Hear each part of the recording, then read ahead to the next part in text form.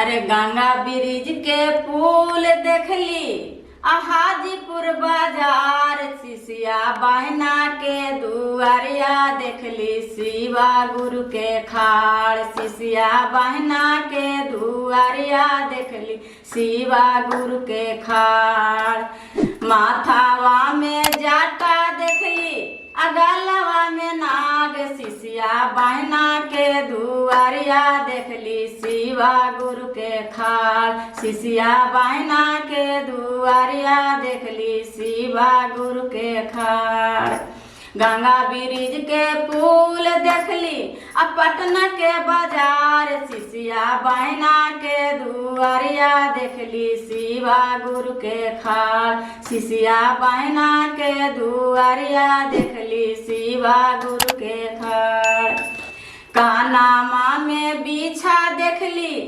कानमा में बिछा देखली लीलरा पर चांद सिसिया बहना के दुआरिया देखली शिवा गुरु के खाड़ सिसिया बहना के दुआरिया देखली शिवा गुरु के खाड़ गंगा ब्रिज के पुल देखली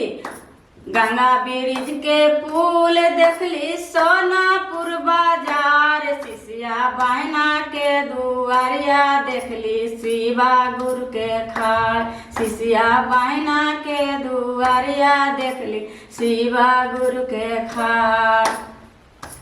हाथावा में तिरछुल देखली हाथावा में तिरछुल देखली कमरा में मिर्गा छाल सिसिया बहना के दुआरिया देखली शिवा गुरु के खाड़ सिसिया बहना दुआरिया देखली शिवा गुरु के खाड़ गंगा ब्रिज के फूल देखली गंगा ब्रिज के फूल देखली दीघा के बाजार सिसिया बहना के दुआरिया देखली शिवा गुरु के खाड़ सिसिया बहना के दुआरिया देखली शिवा गुरु के खाड़ रिंकू बहना के दुआरिया देखली शिवा गुरु के खाड़ गुरु भैया के दुआरिया देखली शिवा गुरु के खाड़ आंगवा में भभूति देखली आंगवा में भभूति देखली गोतिया गणपत लाल सिसिया बहना के दुआरिया देखली शिवा गुरु के खाड़ गुरु भैया के दुआरिया देखली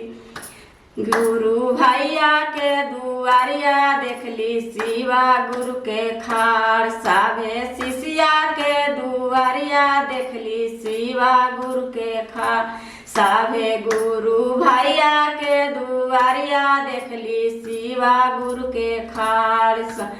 गुरु भैया के दुआरिया देखली